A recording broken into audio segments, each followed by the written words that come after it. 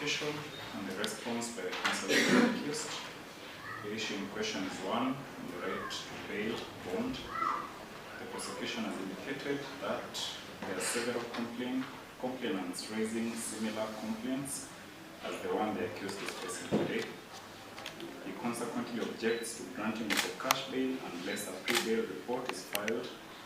Counsel for the accused, however, while stating the rights of the accused, being that of bail bond, states that the accused is a public officer and is not a flight risk, and his place of abode is unknown. He prays that the court issues a bond terms commensurate to the charges.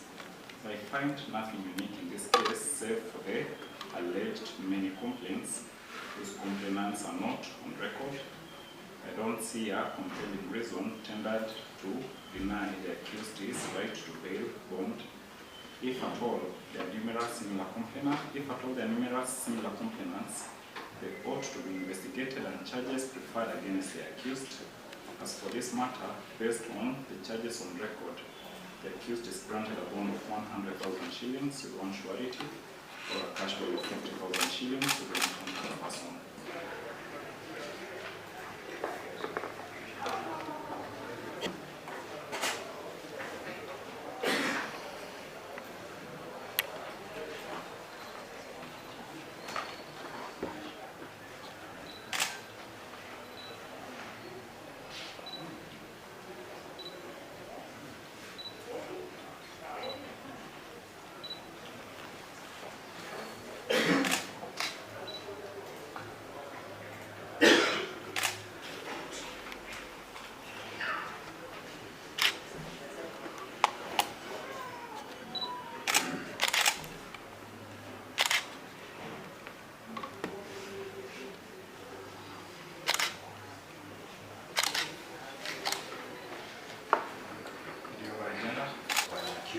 Person bond is a constitutional right